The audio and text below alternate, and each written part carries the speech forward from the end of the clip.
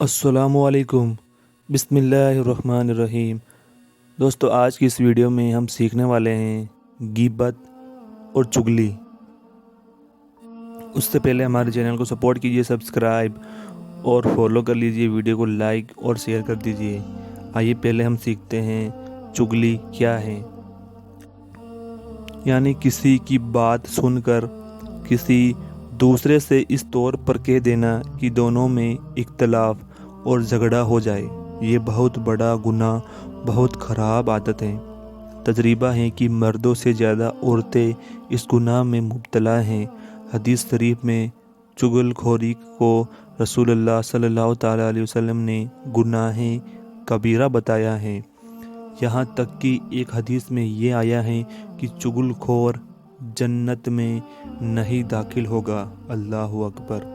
और एक हदीस में ये भी है कि तुम लोगों में से सबसे ज़्यादा खुदा के नज़दीक नापसंदीदा वो हैं जो इधर उधर की बातों में लगाई बुझाई करके मुसलमान भाइयों में इख्तलाफ और फूट डालता है।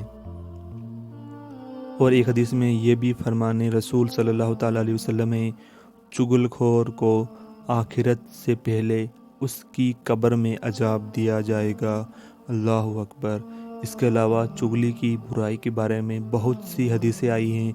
मुसलमान भाइयों बहनों, किसी की कोई बात सुनो तो खूब समझ लो कि तुम इस बात के अमीन हो गए।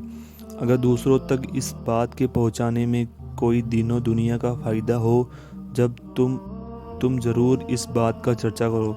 लेकिन अगर इस बात को दूसरों तक पहुंचाने में दो मुसलमान के दरमियान इख्तलाफ और झगड़े का अंदेशा हो तो खबरदार, हरगिज कभी भी इस बात का चर्चा न करो, न किसी दूसरे से कहो, वरना तुम पर अमानत में खयानत करने और चुगलखोरी का गुनाह होगा।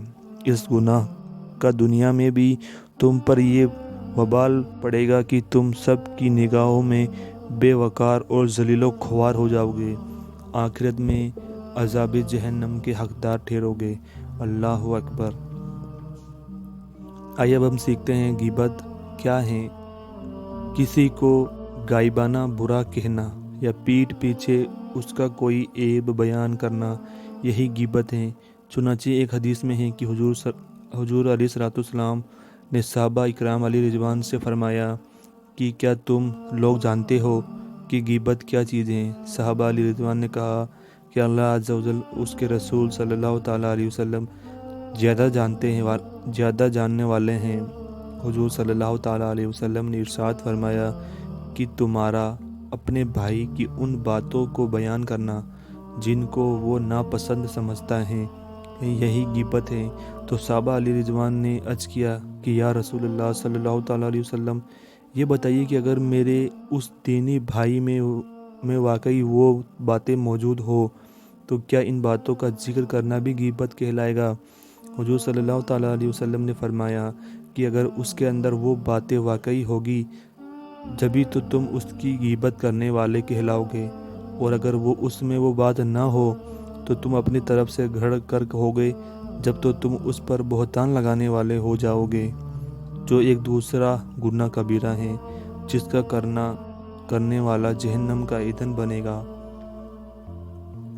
याद रखो, गीबत इतना बड़ा गुनाह है कि हुजूर सल्लल्लाहु ताला अलैहि वसल्लम ने यहाँ तक फरमाया कि यानी गीबत जिना से बड़ा गुनाह है। अल्लाहु अकबर। हुजूर अलैहिस्सलाम का ये भी इरशाद है कि मैंने मेराज की रात में कुछ लोगों को इस हाल में देखा कि वो जन्नत में अपने नाखूनों से अपने चेहरों को खुरच कर नोच रहे हैं। मैंने हज़रत जिब्राईल अलैहिस्सलाम से पूछा कि ये कौन लोग हैं, तो उन्होंने बताया कि ये वो लोग हैं जो दुनिया में लोगों की गिबत और आबरू रेजी किया करते थे। याद रखो कि पीठ पीछे किसी आदमी की उन बातों को बयान करना जिनको वो पसंद नहीं करता, ये गिबत है।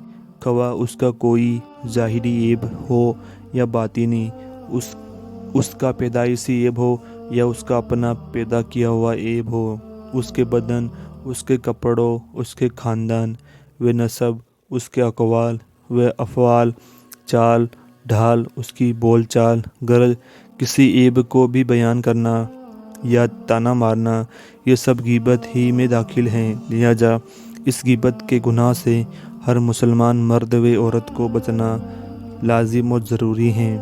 قرآن مجید میں اللہ تعالیٰ نے ارشاد فرمایا، جس کا ترجمہ ہے، اور ایک دوسرے کی غیبت نہ کرو۔ ایک دوسرے کی غیبت نہ کرو۔ کیا تم میں کوئی یہ پسند کرے گا کہ اپنے مرے ہوئے بھائی کا گوشت کھائے؟ اللہ اکبر! تو یہ تمہیں گوار نہ ہوگا۔ مطلب یہ ہے کہ غیبت اس قدر گھناؤنا گناہ ہے جیسے اپنے مردہ بھائی کا گوشت کھانا۔ تو جس طرح تم ہرگز کبھی یہ گوارا نہیں کر سکتے کہ اپنے مرے ہوئے بھائی کی لاش کا گوشت کاٹ کر کھاؤ، اسی طرح ہرگز کبھی کسی کی غیبت مت کیا کرو۔ آئیے اب جانتے ہیں بہتان، جھوٹ موٹ اپنی طرف سے گھڑ کر کسی پر کوئی الزام یا عیب لگانا، اس کو افترا، تہمت اور بہتان کہتے ہیں۔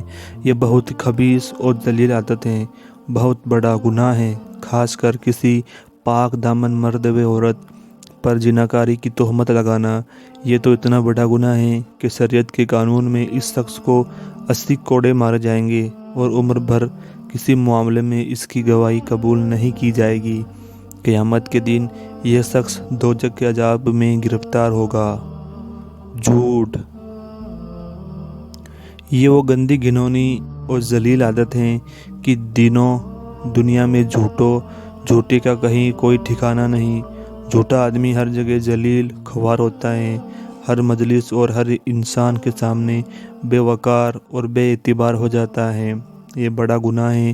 اللہ تعالیٰ نے قرآن مجید میں اعلان فرما دیا، جس کا ترجمہ ہے، یعنی کان کھول کر سن لو کہ جھوٹوں پر خدا کی لعنت ہے اور وہ خدا کی رحمتوں سے محروم کر دیے جاتے ہیں۔